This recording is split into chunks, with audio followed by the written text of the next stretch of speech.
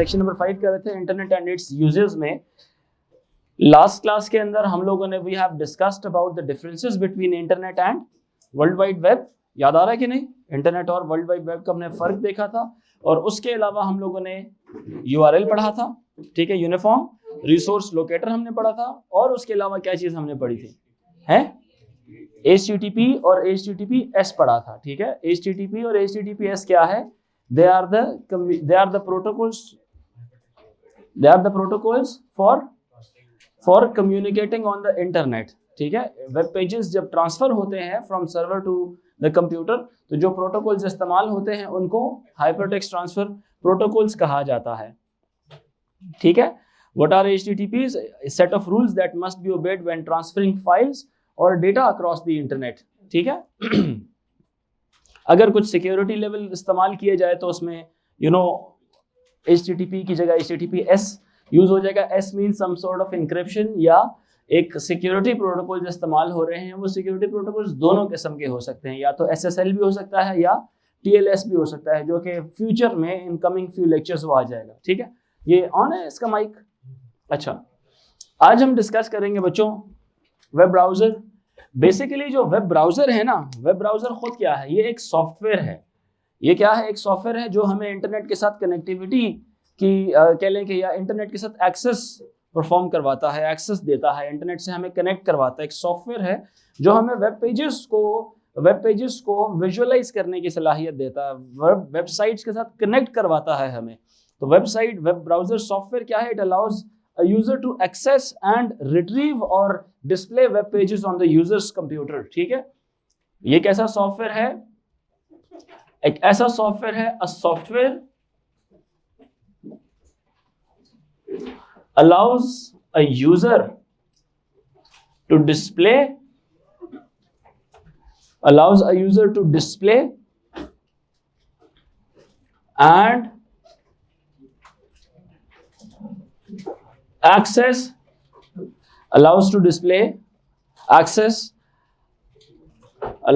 user to display and access web pages on their computer screens या devices भी आप इसको कह सकते हैं।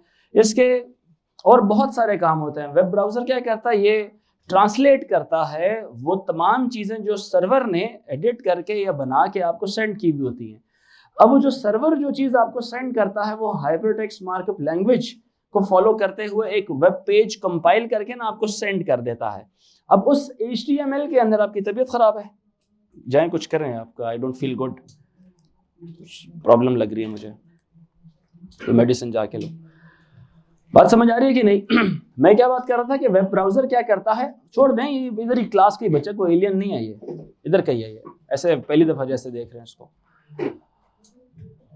वेब ब्राउजर क्या करता है? वो ट्रांसलेट करता है किस चीज को? जो वेब सर्वर उसको कंटेंट सेंड कर रहा होता है। वेब सर्वर क्या चीज सेंड करता है? हाइपरटेक्स्ट मार्कअप लैंग्वेज के अंदर जो चीज लिखी हुई होती है वो सेंड करता है। वो एक वेब पेज कंपाइल करता है बेस्ड अपॉन द यूजर्स की चॉइस के मुताबिक एक वेब पेज पूरा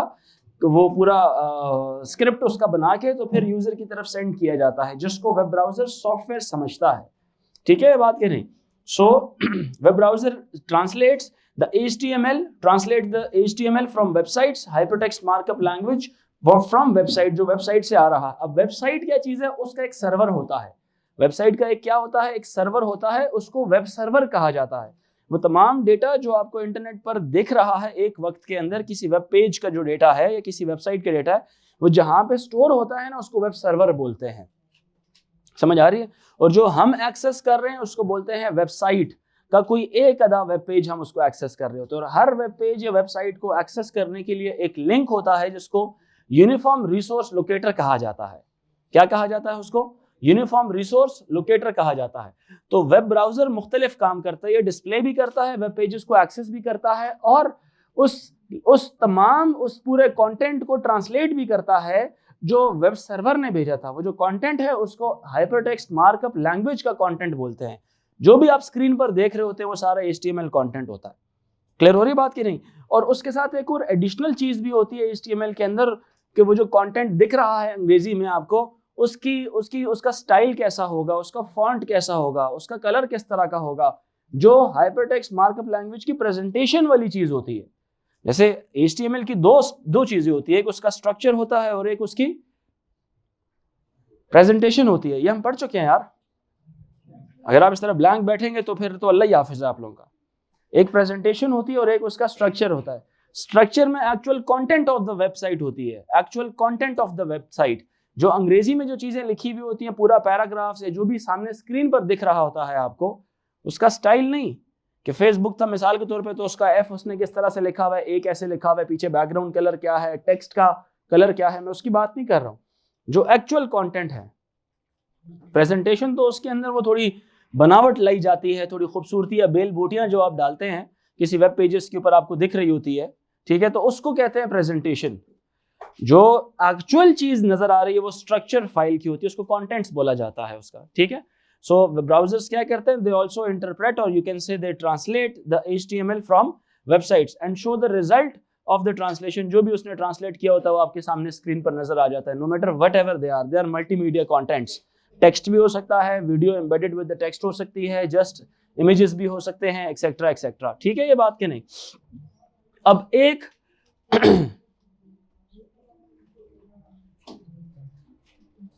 बात अंडरस्टैंड कर रहे हैं कि नहीं? सो दो चीजें हमने पढ़ ली हैं, एक तो डिस्प्ले द वेब पेजेस और दूसरा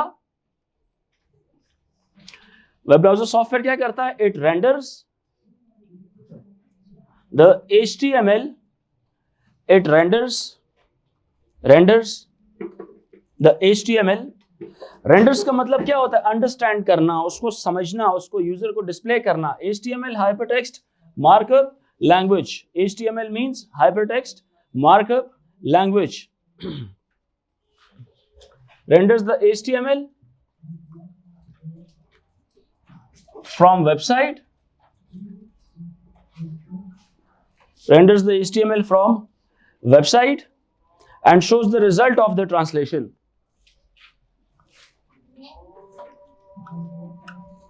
and shows the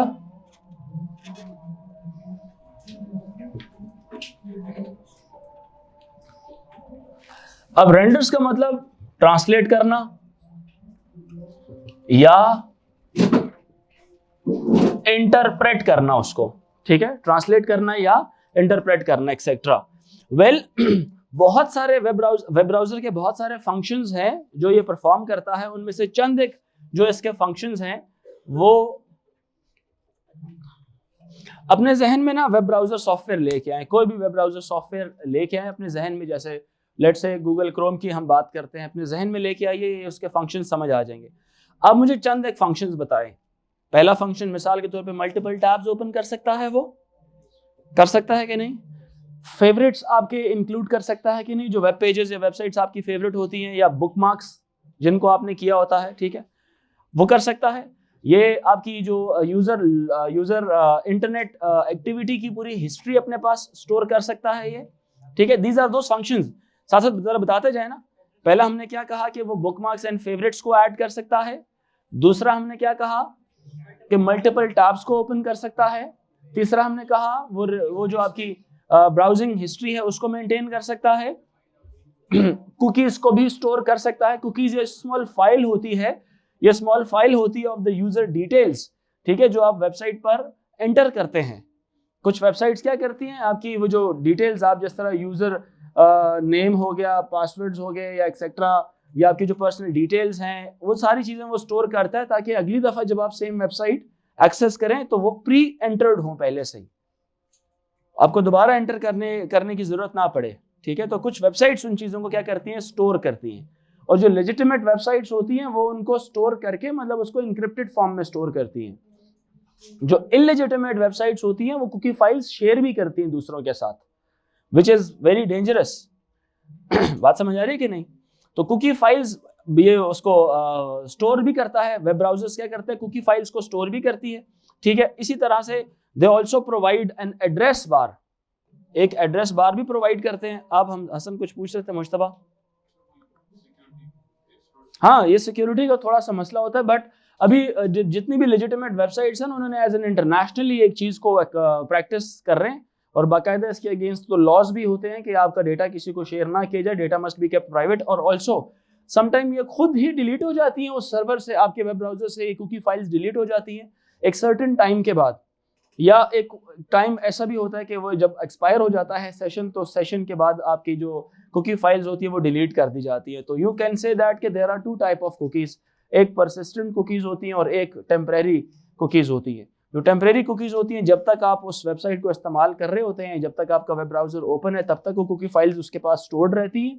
जैसे ऑनलाइन शॉपिंग हो गई या आप ऑनलाइन परचेजिंग जो आप करते हैं, तो उस वक्त तक कुकी फाइल सेव होती हैं, अदरवाइज जो उसको डिलीट कर दिया जाता है, क्योंकि ऑनलाइन शॉपिंग के दौरान जो डेटा आप लिखते हैं वो थोड़ा सेंसिटिव डेटा होता है। ठीक है समझ आ रही बात है कि नहीं? और इसी तरह से जब भी कभी आपकी क्रेडिट कार्ड की डिटेल्स या आपकी डेबिट कार्ड की डिटेल्स अगर कोई वेबसाइट मांगती है और उसको स्टोर करवाती हो, तो suggestions are never to enable या never to click on save the details. ठीक है, जस्ट सेव द पासवर्ड, उस तरह के काम ना किया करें, उसको विदाउट सेविंग उसको कैरी ऑन कर लिया करें। ठीक है, इट्स नॉट सेफ। ठीक है, स्कैम्स भी हो सकते हैं if the websites are not legitimate. Alright, आपका सवाल है फातिह अफजल।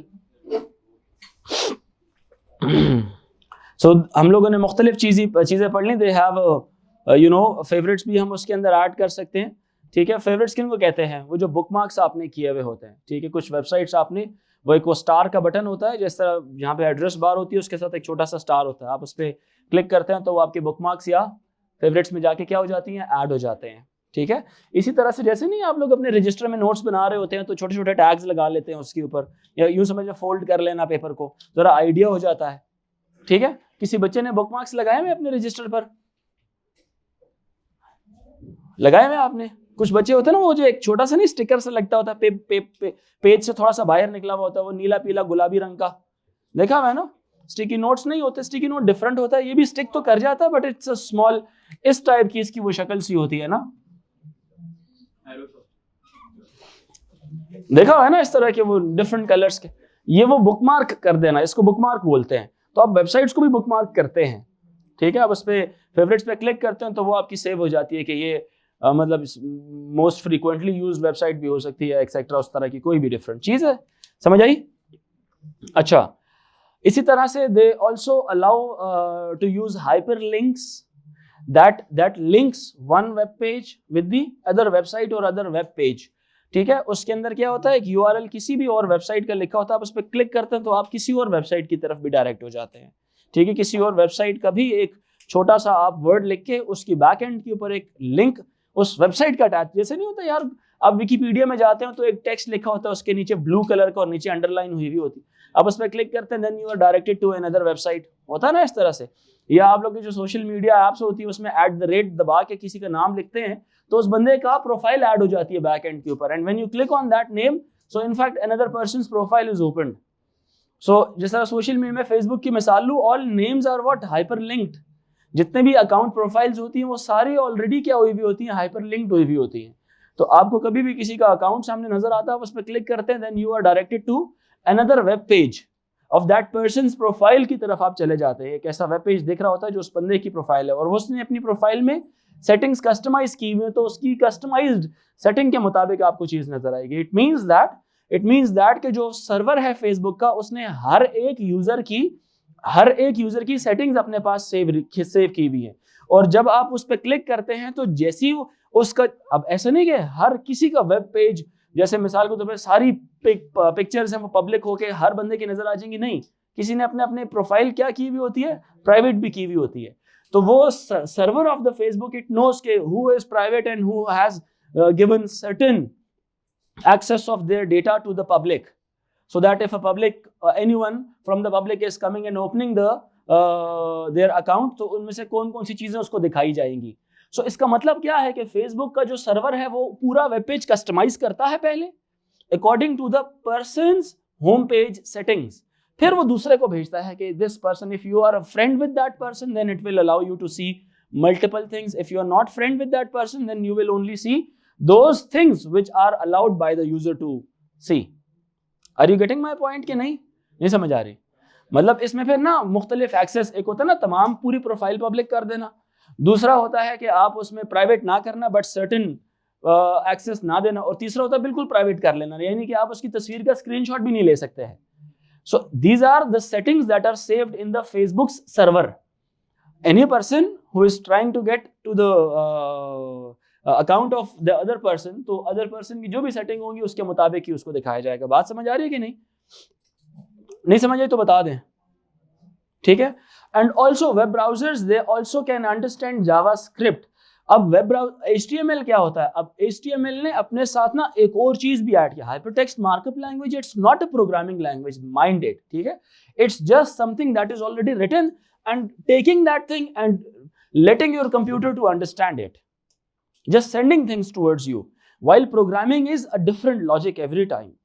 प्रोग्रामिंग क्या होती है? इट्स अ लॉजिक बिल्डिंग, एक नई लॉजिक बनाना. जैसे you will be given a task and you will do something, and every person might produce different might use different variables, different logics. उनका काम हो सकता है एक ही हो, लेकिन लॉजिक्स डिफरेंट होगी. everyone processes things differently in their mind. so programming is क्या है? वो डिफरेंट स्टेटमेंट्स होती हैं जिनको मुख्तलिफ प्रोग्रामर्स लिखते हैं. But hypertext markup language, it's about text. ये सिर्फ टेक्स्ट को जो सा है ऑलरेडी, वेब पेज क्या है? It's an already written text on someone's computer and you just read that text. तस्वीर है, you just see that picture. Video है, you just watch that video. Are you getting my point कि नहीं? If you need to change the video, आप video को जो server है जहां पे सेव हुआ है उधर जाके चेंज करें वीडियो को, वहां पे जाके वेब पेज के जो कंटेंट से तब्दील करें. I'm talking about one, let's say Facebook. There are multiple websites. For example, the shirt that you are wearing, it's Cougar, www.cougar.com. आप उसकी वेबसाइट पे जाएंगे, they will be storing article of those designs, shirts, sweaters, pants, undergarments, caps, belts, glasses, and text description of those things as well, along with the price and an option to do the online shopping. Are you getting my point? Whatever you see on the web page front end, it's the things that are already written somewhere, and they are written somewhere and stored somewhere. That somewhere is known as web server of this particular brand. मेरी बात समझ आ रही है? Of this particular brand. नहीं समझ आई मेरी बात? आ गई है? तो इसलिए वो कोई न्यू प्रोग्रामिंग नहीं हो रही. It's someone who has just written detail of their items and you are viewing those details. So that website is making a package and sending you those details, and you just watch that details. The software that understands those details, the software is known as web browser software. Because the web server sends those things, those details, making a hypertext markup language, making a complete script and sending towards you. The things that are sent towards your browser are two files, structure and presentation both. Structure and presentation both. They both are those files. One has Cascade style sheet, the presentation has .css file, the structure file is .txt. Structure file कौन सी है? .txt. Session number 2 में पुराना सारा syllabus आएगा, because you guys are not revising, ठीक है. Otherwise I had a plan कि मैं सिर्फ सेशन नंबर 2 में मैं सिर्फ वो 1 के बाद वाला काम दूंगा, बट नो, अब मैं सारा काम दूंगा, ठीक है. 1 and 2 का सारा काम आएगा, और जिसकी परफॉर्मेंस सही नहीं होगी मेरी तरफ से not recommended to give the exam, since 5th February is the date for deadline for registration. So mid January से शायद हम लोग अपने सेशन नंबर 2 का आगाज करेंगे, ठीक है. और जिसकी परफॉर्मेंस नहीं होगी, that kid will not be allowed to appear in the exam from our end, ठीक है. तो 1 और 2 का दोनों काम आएगा उसके अंदर, पूरा सिलेबस जितना अभी तक हम लोगों ने पढ़ लिया, ठीक है. So you need to practice thoroughly every day, otherwise आपको अलाउ नहीं किया जाएगा मेरी तरफ से, और मैं नहीं अलाउ करूंगा तो फिर बस मेरी तरफ से छुट्टी होगी आपकी. इसलिए अपनी तैयारी पहले से ठीक रखें. जो बातें मैं मुंह से निकाल रहा हूँ, these are those words that we have already studied, और जो हमने नहीं पढ़ा वो मैं बोल रहा हूँ कि अब हम आगे पढ़ेंगे इसको, जिस तरह SSL और TLS आगे हम करेंगे डिटेल से, ठीक है. अच्छा, यहाँ तक बात समझ आ गई है. अब एक और वेब ब्राउजर का एक और बड़ा इंटरेस्टिंग काम होता है.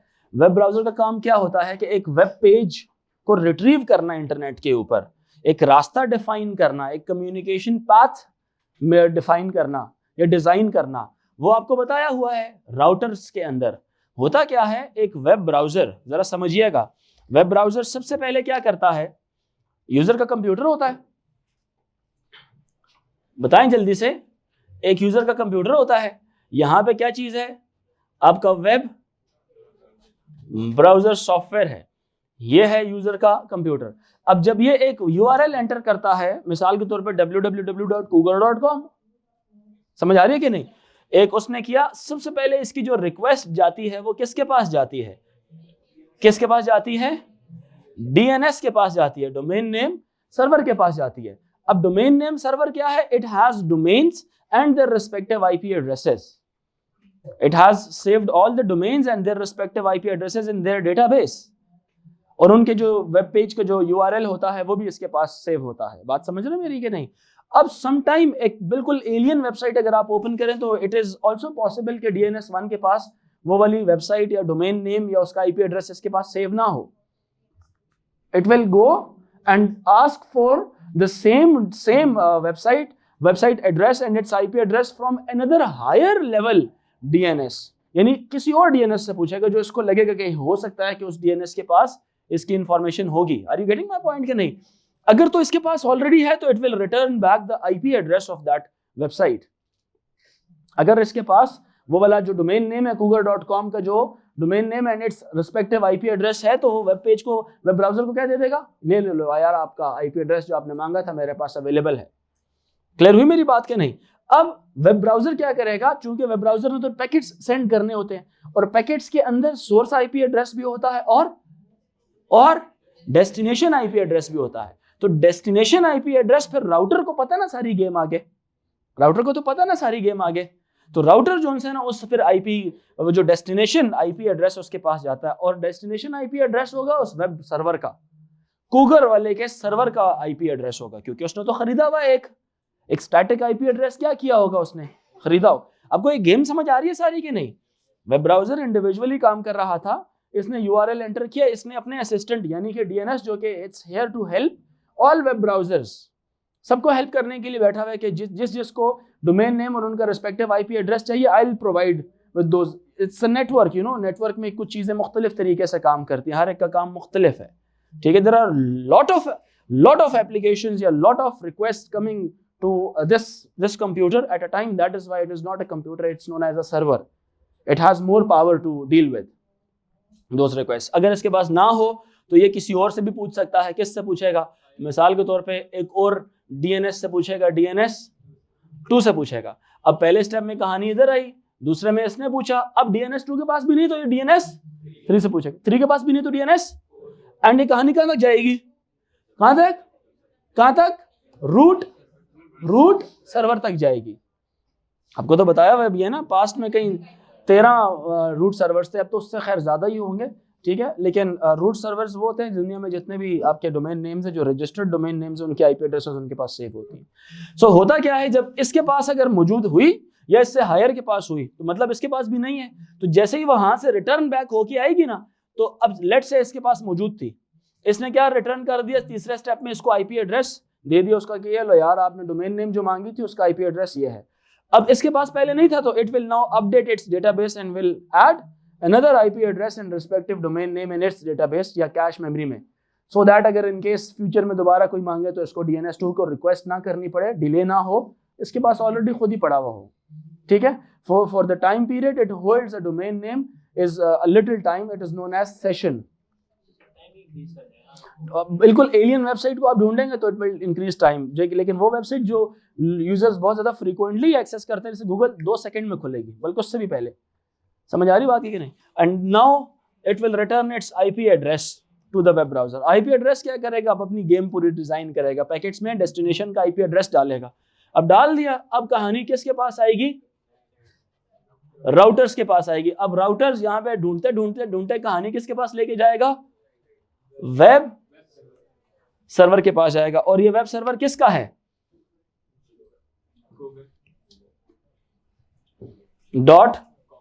.com। समझ आई मेरी बात।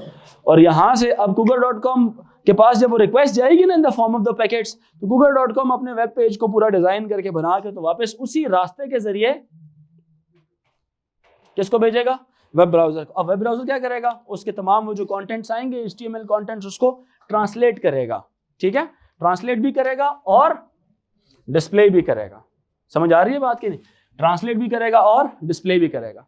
ये बात समझ आई? ये बात हम लोग ऑलरेडी पढ़ भी चुके थे पिछले उसमें, बट स्टिल हमने एक दफा फिर इसको रिवाइज भी कर लिया। ऑल गुड या नो? समझ आई? ये जो बातें मैं बोल रहा हूँ ना, सारा आपकी इस किताब के अंदर भी लिखी हुई है सारी बातें, क्योंकि असूल ही ये है, असूल ही है। मैं थोड़ा डिटेल पढ़ा रहा हूँ आपको कि यहाँ पे भी ना हुआ तो आगे चला जाएगा। My diagrams might not match with the ones that you are seeing. मैं बॉक्सेस बना रहा हूँ, उस पर सिर्फ लिखता जा रहा हूँ कि ऐसे ऐसे कहानी डलेगी इसकी। क्लियर हो रही है मेरी बात के नहीं? ये मैं नहीं कह सकता हूँ कि 1 या 2 seconds. No one can predict the time, it depends on the data traffic already कितनी है। हो सकता है एक वक्त में किसी एक कंप्यूटर को 1 सेकंड में मिल जाए, लाइक यू नो, हम 1 सेकंड को नहीं ना डिटरमिन कर सकते। 1 सेकंड हम लोग we are not that much efficient के 1 सेकंड या उससे पहले की जो चीज़ है उसको हम कैलकुलेट कर सके। मशीनें कैलकुलेट करती हैं, हमें उससे फर्क नहीं पड़ता। लेकिन यह है कि आप महसूस कर लेते हैं कि कुछ वेबसाइट जल्दी ओपन हो रही हैं और कुछ जल्दी ओपन नहीं हो रही है। ठीक है, टाइम कोई नहीं बता सकता, तो it's like useless to ask for the time, कितना टाइम लगेगा उसके अंदर। ठीक है,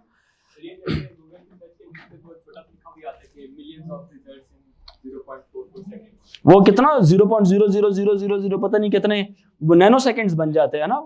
ठीक है, तो और वो हर दफा टाइम क्या होता है उसका वेरी कर रहा होता है। रीजन क्या होती है? वो डेटा ट्रैफिक की रीजन होती है। No one would ever ask you कि उसका टाइम क्या। It's a foolish question in fact, so don't think about it. ठीक है, ये बात क्या नहीं? ये तो उसी तरह की है ना कि मैं यहाँ से भाग के उधर तक जाता हूँ तो मेरा हार्ट बीट कितना तेज होगा, मेरा डिफरेंटली तेज होगा, आपका डिफरेंटली तेज होगा, हर बंदे का डिफरेंटली है। समझ रहे मेरी बात क्या नहीं? सो आई होप यहाँ तक आपको बात समझ आ रही है। Now will discuss about another important thing, that is cookies. किसके बारे में डिस्कस करेंगे? कुकीज के बारे में डिस्कस करेंगे। कुकीज कंप्यूटर में एक मुख्तलिफ चीज को कहा जाता है। जनरल लाइफ में तो आपके जो कुकीज होती है वो डिफरेंट चीज है, but here cookies are different. जी सर बच्चे, रिट्रीव का मतलब निकालना, उसको वहां से ढूंढ के लाना उस चीज को। ठीक है, रिट्रीव समथिंग, किसी ज्यादा सारे ग्रुप में से वो निकालना, चीज को निकालना। जैसे नहीं होता यार फौजियों के जो उनसे ये जो लैब्राडोर होते हैं इनको रिट्रीवर डॉग्स भी कहा जाता है, बिकॉज ये क्या करते हैं, ये स्निफिंग करते हैं, ये स्निफ के ऊपर चीज रिट्रीव करके लाते हैं। ये समझ आ रही है कि नहीं? रिट्रीव मींस ढूंढ के लाना किसी चीज को। ठीक है, हाँ होते हैं ना यार, ये रिट्रीवर डॉग्स भी होते हैं, लैब्राडोर भी। ये सर नहीं जी, गोल्डन रिट्रीवर, यस, वो रिट्रीव जो करते हैं चीजें जो गुमी हुई होती है उनको स्निफ करके सूंघ के तो उसके हिसाब से रिट्रीव करके लाते हैं। तो खैर जस्ट एक मिनट हम उस तरफ नहीं जाएंगे, but I am just telling you the meaning of retriever. I hope आपको समझ आ गई। कोई और वर्ड ऐसा जो समझ ना आ रहा हो? कोई और ऐसी कॉन्सेप्ट जो अभी तक बात समझ ना आई हुई हो? समझ आ रही है सारों को बात के नहीं? अब हम आते हैं जरा कुकीज की तरफ। अब एज आई टोल्ड यू, क्या कभी आपने वेबसाइट ओपन करते हुए महसूस किया कि website asks you to enable the cookies? Website asks you to, one of the very best example is while you are registering for your Cambridge exams, the British Council website asks you to enable the cookies. मेरी बात understand कर रहे हैं कि नहीं? और कुछ websites तो even proceed only when you enable the cookies, and some websites they might just proceed even if you do not enable the cookies. Enable or disable means allowing the website to store your data and not allowing the website to store your data. If you are disabling the cookies, then every next time you are accessing that website, you'll have to enter all those details again and again. But enabling cookies means once you have to enter, and the next time they will already be pre-entered in all those specified locations where you have already entered. Let's say it has 2 values. For example, one is key value and that's details. One is like first name, आगे जो लिखा होगा वो आपका first name ही होगा। और जब first time आप उस वेबसाइट की कुकीज को स्टोर कर रहे होंगे, उस वेबसाइट के अंदर कुकीज को स्टोर कर रहे होंगे, तो नेम की जगह नेम ही आना है, ईमेल की जगह आपका ईमेल ही आना है। समझ आ रही मेरी बात है कि नहीं? तो जो आप ईमेल लिखेंगे तो अपने पास सेव कर लेगा। और सम टाइम कुकी फाइल्स क्या होती है, किसी और वेबसाइट के ऊपर भी काम कर रही होती है, same cookie file, because they are stored on your hard disk drive. एक तो आपकी कैश मेमोरी में स्टोर होती है और एक तो आपकी हार्ड डिस्क ड्राइव में भी हो सकती है। जो कैश मेमोरी में होती है वो तो थोड़ी देर बाद डिलीट हो जानी है, वो टेम्परेरी कुकीज होती हैं, नॉन परसिस्टेंट कुकीज जिनको आप कहते हैं। और दूसरी जो परसिस्टेंट कुकीज हैं वो नेचुरली परसिस्टेंट कुकीज मतलब जो दे आर ऑलरेडी परसिस्टेंट का मतलब क्या होता है? हमेशा रहने वाली चीज, गायब ना होने वाली चीज, परमानेंट चीज। ठीक है, वो परमानेंट कहाँ पे होगी? कैश मेमोरी में होगी, प्राइमरी मेमोरी में होगी, या हार्ड डिस्क ड्राइव में होगी? हार्ड डिस्क, हाँ, क्योंकि हार्ड डिस्क के कंटेंट्स जब तक खुद ना डिलीट करें तब तक वो डिलीट नहीं होते। और कुछ वेबसाइट्स ने क्या किया होता है, उन्होंने एक सेटिंग्स बनाई हुई होती है कि like after 6 months the cookies will naturally be deleted from the website, from your computer. समझ आ रही है? नेचुरली बी डिलीटेड, और yes you can manually go and delete those cookie files. आपकी वेब ब्राउजर की सेटिंग्स में cookie files बहुत ढेर सारी, मतलब 2 KB 2 KB 4 KB 5 KB 2 KB 1 KB इस तरह की ना केबीज के अंदर आपकी फाइल्स सेव हुई भी होती है। Just go search get into the web browser setting. You will yourself be very astonished that there are a lot of websites that has your details. What your details? जो भी आपने उस website में कभी जिंदगी में एंटर किया होगा, ठीक है, जैसे फॉर एग्जाम्पल आपका नाम, आपकी वल्दियत, your date of birth is very important. हम डेटा सिक्योरिटी में पढ़ेंगे, these are certain things through which people might get access to your information. Your email address, जब डेटा सिक्योरिटी की बात आती है ना, तो कोई चीज अगर ईमेल पे सेंड की जाती है तो you know that is sometime like let's say my email it is f *******, समझ रहे बात की नहीं, एंड वाला e@ मिसाल के तौर पे hotmail.com। मेरी बात अंडरस्टैंड कर रहे हैं कि नहीं? The middle those characters are removed. मेरी बात समझ आ रही है? Similarly phone numbers the middle certain digits they are static, they are removed, only last 2 or initial 2 या 3 digits are shown to the user so that user might see अच्छा ये वाला वही है। मेरी बात समझ आ रही है कि नहीं? so why ये क्यों होता है? because there are some rogue actors on the internet, some hackers on the internet that use these type of details to get into your data. They might know your preferences, they might know your habits of online activities, आप online क्या क्या काम करते हो, so that the attacks could be personalised. मेरी बात समझ आ रही है कि नहीं? आपके नीड्स और आपकी प्रेफरेंसेस के मुताबिक आपको अटैक किए जा सकते हैं। जी बताएं।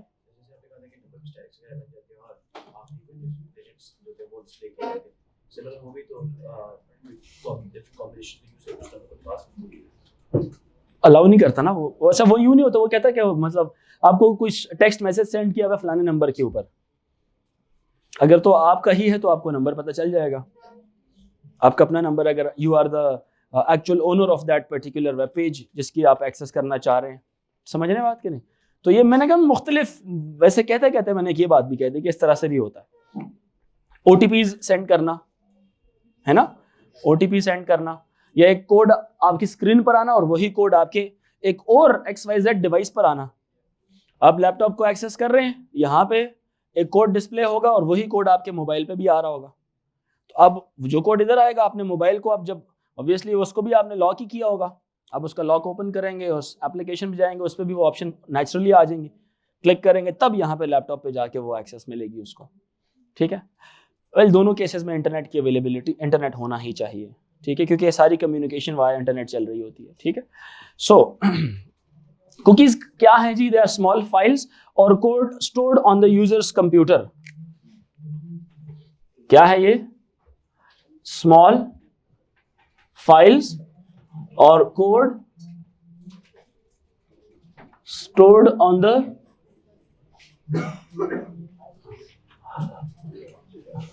ये डेंजरस काम करने के लिए बनाया नहीं गया था। ये कॉन्सेप्ट क्या था? यूजर्स को फैसिलिटेट किया जाए। कॉन्सेप्ट इसका क्या था? आप लोगों को फैसिलिटेट, पब्लिक को फैसिलिटेट किया जाए कि आप अगर एक मिसाल के तौर पे यूनिवर्सिटी की आप कोई एडमिशन फॉर्म आप फिल कर रहे हैं और नेचुरली आपका वो बंद हो जाता है या वेबसाइट खत्म हो जाती है, कुछ भी हो जाता है, या फॉर एग्जांपल आप अपनी रजिस्ट्रेशन करा रहे हैं और द नेक्स्ट टाइम दोबारा आपको वही चीज़ करानी है, तो वो फिर से पूरी डिटेल्स आपको लिखनी पड़ेंगे and it is very time consuming. वो बहुत ज़्यादा क्या है? टाइम कंज्यूमिंग होता है। इसी तरह से कुछ लोग स्पेशलाइज्ड कुकी सॉफ्टवेयर्स भी इस्तेमाल करते हैं। किस चीज़ के लिए इस्तेमाल करते हैं? जैसे लेट्स से जर्मनी में जब स्कॉलरशिप्स ओपन होती है ना साल के किसी एक खास वक्त के ऊपर ना, let's say post graduate scholarships open होती है, तो दुनिया से काफ़ी लोग अप्लाई कर रहे होते हैं। ठीक है, तो they know the date and time कि किस वक्त उनके सर्वर पर स्कॉलरशिप्स ओपन होंगे, तो एक लम्हे के अंदर जो से ना एप्लीकेंट अप्लाई कर देते हैं सारे। तो जो first come first serve basis के ऊपर जिसने पहले अप्लाई कर दिया उसको वो लिस्ट में आ जाता है, उसमें से फिर वो शॉर्ट लिस्ट करके तो स्कॉलरशिप्स ग्रांट करते हैं। तो सोचें, जो बंदा बाद में पूरा फॉर्म बैठा हुआ हाथ से भर रहा है उसको तो टाइम लग जाएगा, लेकिन उसके रिस्पेक्टिव जो लोग जिन्होंने कुकी सॉफ्टवेयर इस्तेमाल किए हुए होंगे, बेसिक डिटेल्स उनकी नेचुरली एकदम वो पूरी वेबसाइट के ऊपर वो फिलअप हो जाएंगी सारी, और एंड पे सिर्फ जाके उन्होंने सबमिट का बटन दबाना है। मेरी बात समझ आ रही है कि नहीं? सो उनको वो टाइम नहीं लगेगा वो डिटेल्स वगैरह सेंड करने के लिए। तो cookie files are useful in fact बहुत सी जगहों के अंदर, ठीक है? यहां तक बात समझ आ रही है कि नहीं? They are send by a web browser, a web server to a browser on the users computer. ये कुकी फाइल सेंड की जाती है आपको। अब वो सेंड किस तरह से की जाती है? अगर एक सर्वर है वो आपसे फर्स्ट नेम लास्ट नेम पूछ रहा है, आपसे कॉन्टैक्ट नंबर पूछ रहा है, तो अब कॉन्टैक्ट नंबर है। अब एक पूरी जो कुकी फाइल, जरा समझना, एक पूरी कुकी फाइल में जितनी भी वेब पेज के ऊपर आपने टाइपिंग करनी है ना, नाम की जगह फर्स्ट नेम की जगह अपना नाम, सेकंड नेम की जगह दूसरा नाम, middle name etcetera, date of birth etcetera, gender etcetera, address etcetera, होगा ना इस तरह से कि नहीं होगा?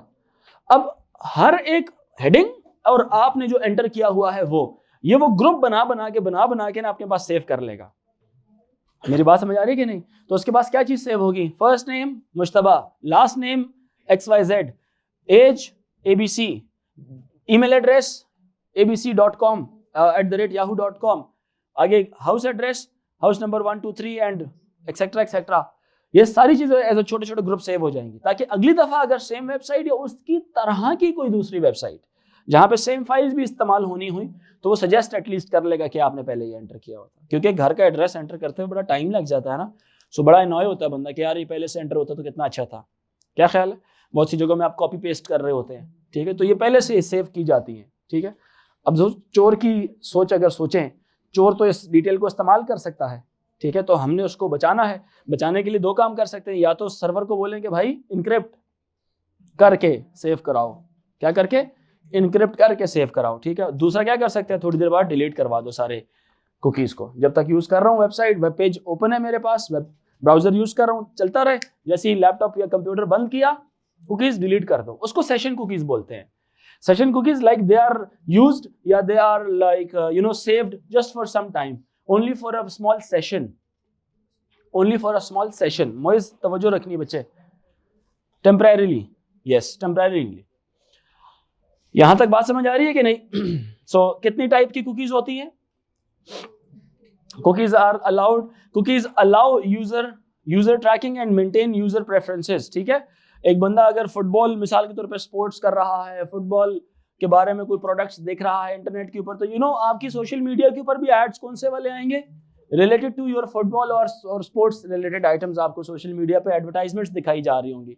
तो फेसबुक बहुत ज़्यादा कुकीज़ इस्तेमाल करता है, ठीक है? और यूट्यूब वगैरह ये सारे तो अप्रॉक्सीमेटली अब एक ही सेंट्रलाइज वो मेटा के अंडर ही आ गए, तो ये सब एक दूसरे का डेटा शेयर करते हैं, ठीक है? तो मेटा ने पहले जो थोड़े थोड़े पैसे कमाए जा रहे थे, अब वो ज़्यादा पैसे कमाते हैं। किस तरह से? Like they are just sharing the details, एक दूसरे सर्वर के साथ डिटेल्स शेयर करते हैं। ये क्या ख्याल है? समझ रहे कि नहीं? और चूंकि व्हाट्सएप भी तो किसका है?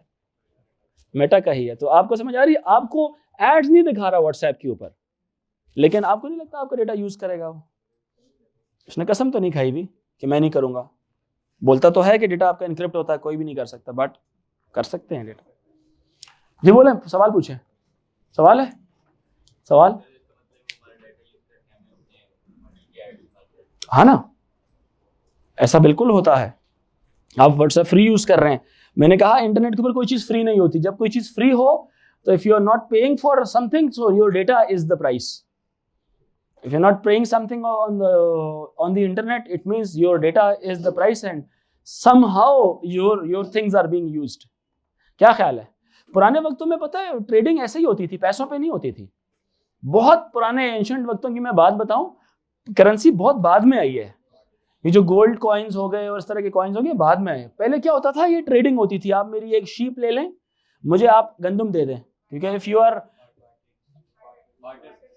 बार्टर ट्रेडिंग जो भी था, मैंने तो पढ़ा हुआ नहीं, बट आई नो ये कॉमन सेंस ये बात कहती है, आप लोगों ने शायद अपने कोर्स में पढ़ा हुआ होगा। तो ऐसे होता था, बार्टर ट्रेडिंग बोलते हैं इसको, गिव एंड टेक वाला सिस्टम था। तो यहाँ पे बस वही सिस्टम इस्तेमाल हो रहा है, बट वी आर अनअवेयर कि what type of my data is being used. Clear हो रही है मेरी बात के नहीं? So it's very vulnerable, if I truly tell you, ये बड़ा वल्नरेबल है फॉर फ्यूचर पर्सपेक्टिव देखा जाए। So one thing very important, जितने भी लोग इस वक्त एम्बिशियस हैं, सोचते हैं अपने बारे में बहुत ज्यादा कोई अच्छी चीज मुस्तकबिल में, let's say you want to become the prime minister, you want to become chief of army staff, you want to do something for your country, so you have to be very careful right from the childhood whatever you are sharing on the social media, you have to be very, are you getting my point कि नहीं? These things are being manipulated in future. अब AI ऐसे बेहुदा अंदाज में भी grow कर सकते, देखें AI is a very good tool. कल को अगर इमरान खान की किसी ने या ओबामा की किसी ने एक फेक वीडियो बना दी जस्ट यूजिंग AI कैसी तस्वीरें बनाता है, सेम आपके जेस्चर्स, आपकी बात, आपके अल्फाज, आपका जो वॉइस कैसे कॉपी करता है, वो कॉपी करके तो वो अगर कोई स्पीच दे देते तो मुल्कों के बीच में जंग भी छिड़ सकती है।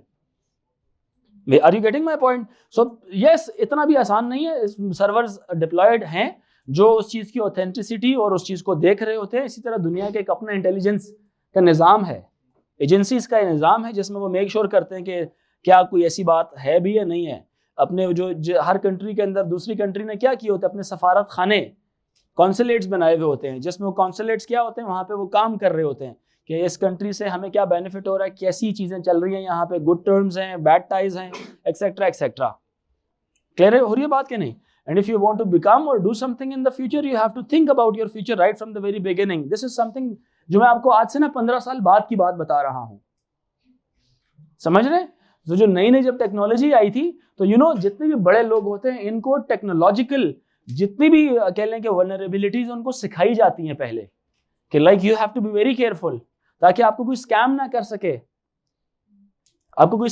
सके, आपकी ऑडियो लीक्स ना आ सके, आपकी वीडियो लीक्स ना आ सके, आपके पिक्चर लीक्स ना आ सके, क्योंकि you are being followed by multiple people, you are on a position of decision making. मेरी बात समझ आ रही है कि नहीं? सोचें अगर let's say your prime minister Imran Khan या नवाज शरीफ या Zardari, if they are involved in any type of malpractices, so what would happen? No one would trust them in, even if their personal life, अगर उनकी पर्सनल लाइफ की activities आपके सामने आ जाएं तो आप कहेंगे कि नहीं यार ये बंदे कोई भी फिर इस दुनिया में तो ठीक नहीं होगा। मेरी बात समझ आ रही है कि नहीं? So that is why you have to be very very very careful whatever you are doing. Are you getting my point कि नहीं समझ आ रही है आपको मेरी बात? So जो गैजेट, जी बोले।